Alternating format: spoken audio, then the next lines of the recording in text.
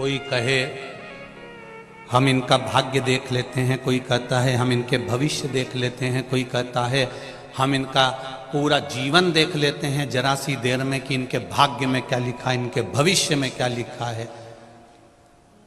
परंतु शिव महापुराण की कथा कहती है कि भाग्य और भविष्य सब मेरे महादेव के हाथ में छोड़ दो, तुम अपना कर्म पकड़ कर चलो और आगे बढ़ते चलो। भाग्य और भविष्य सब शिव जी के हाथ में छोड़ दो, तुम कर्म करो, मेहनत करो, तुम भगवान की शरणागति ग्रहण करो, विद्या अध्ययन करो, खूब दिल से पढ़ाई करो। और दिल से अगर पढ़ाई करते रहोगे और शिव जी की शरणागति ग्रहण कर कर चलोगे तो ये निश्चित है तुम्हें मंजिल जरूर मिलेगी। एक बच्चे ने लिखा है,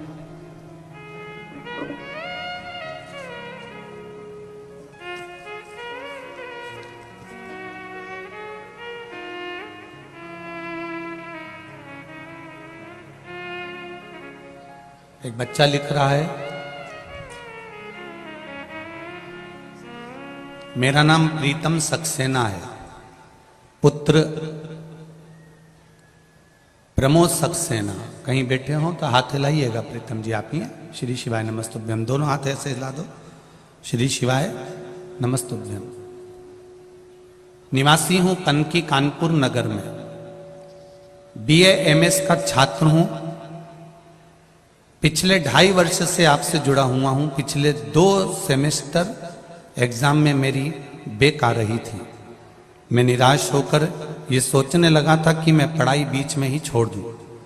फिर मैंने टीवी पर आपका बताया हुआ बेलपत्री वाला उपाय, जिसको बेलपत्र में शहद लगाकर शिव जी को लगाने वाला उपाय किया। परीक्षा वाले दिन मैंने मेहनत भी खूब करी, और ऐसा नहीं गुरुदेव कि मैंने पूर्व में मेहनत नहीं करी, वो भी मैंने बहुत करी। जाते समय मैंने बेलपत्री शहद लगाकर शिव जी पर चिपकाकर जाना बताया था। मैंने आपके द्वारा बताए हुए अनुसार ही यह उपाय किया।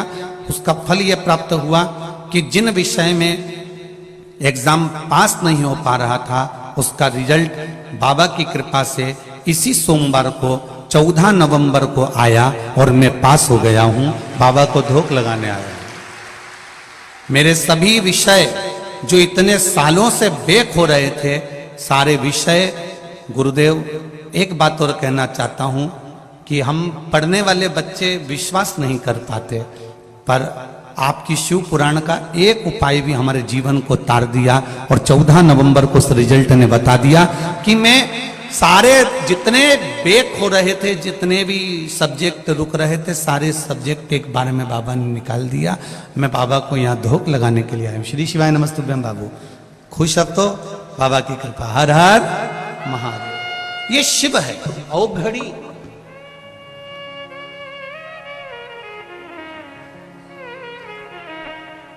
उसकी कृपा का हमें गुणगान करना।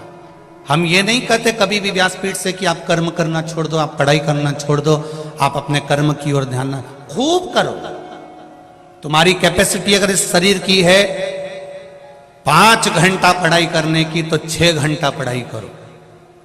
इस शरीर की अगर कैपेसिटी है कमाने के लिए दुकान पर 8 घंटा बैठने की, तो 9 घंटा बैठो, मना नहीं है। खूब कमाओ, दिल से कमाओ, दिल से मेहनत करो, पर उसके साथ में, मेहनत के साथ में थोड़ा सा शंकर भगवान का 1 लोटा जल का नियम बना लो, जिससे हमारा पूर्व का भी जन्म, आने का भी जन्म सब संवरते चले जाए। 24 घंटा भजन नहीं करना है आपको।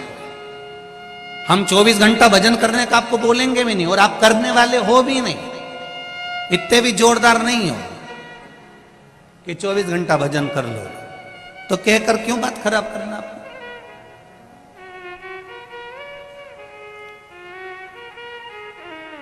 एक माता पिता अपने बच्चे से कहते हैं, बेटा बनो तो राम बनो, बनो तो श्रवण बनो, और बेटा रोज नाराज होता है अपने मम्मी पापा पे। क्या पिताजी रोज राम और श्रवण बनने को कहते हो, कभी कृष्ण बनने को तो कहते ही नहीं हो। पिताजी ने एक थप्पड़ दिया औलाद में, पुत्र में, तेरे को कृष्ण बनने को कह दूं और तू गलत काम करने में लग जाए। भगवान कृष्ण को जानकर लोग जानते तो है नहीं कि भगवान कृष्ण ने चीर की लीला क्यों करी, भगवान ने माखन चोरी की लीला क्यों करी, भगवान ने ये सब लीला क्यों करी। बस उसका गलत मतलब दुनिया ने निकाला, पर अच्छा मतलब कहां निकाला। इतने में पुत्र ने कहा मैं राम और श्रवण बनने को तैयार हूं। जैसे दशरथ जी ने पूरी सत्ता राम जी को सौंप दी थी, लाओ मुझे तिजोरी की चाबी दो।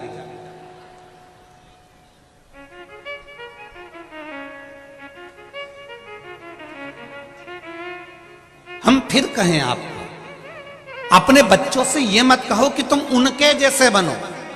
अपने बच्चों को इतना संस्कार दीजिए, इतना संस्कार दीजिए और इतना अच्छा बना दीजिए